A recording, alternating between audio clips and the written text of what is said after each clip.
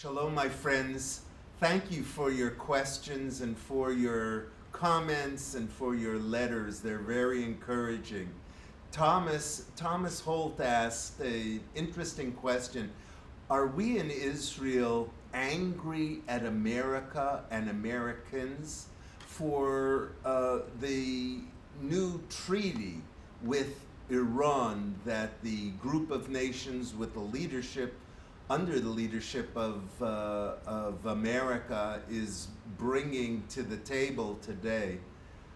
Well, the fact of the matter is that, as you all are aware, the people of Israel as a whole, all the parties unite, except for the United Arab List, the Arab parties. All the parties in the Knesset are united in opposing this treaty. We believe it's a bad deal.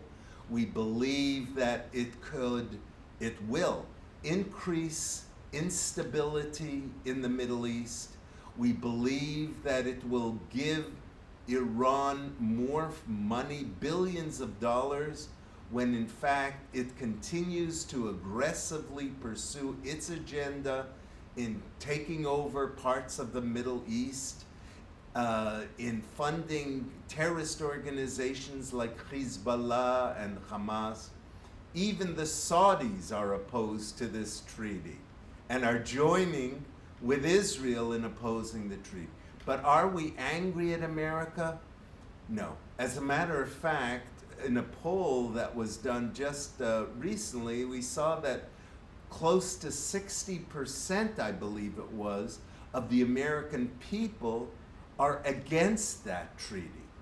And many in Congress are too.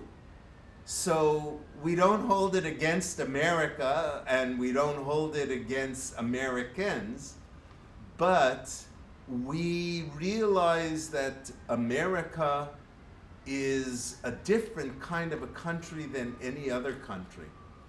America is the leader of the free world, and America has the responsibility.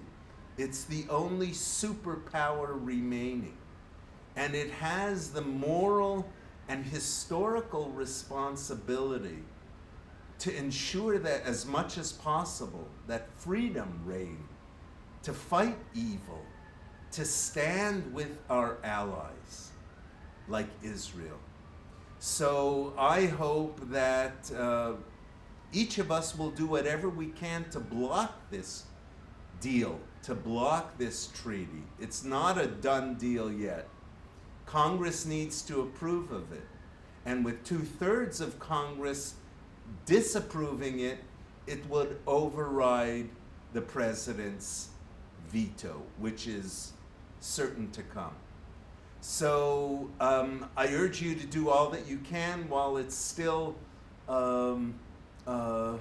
not a treaty, not voted on, to lobby, to tell your congressman to vote against it. And meanwhile, let us remember the alliance based on our shared values and commitments of the Judeo-Christian heritage of our values.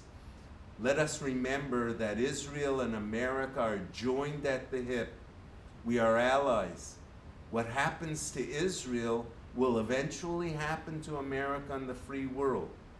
Terrorism started against Israel, but we're seeing that it's going all over the Middle East, including right here to the United States.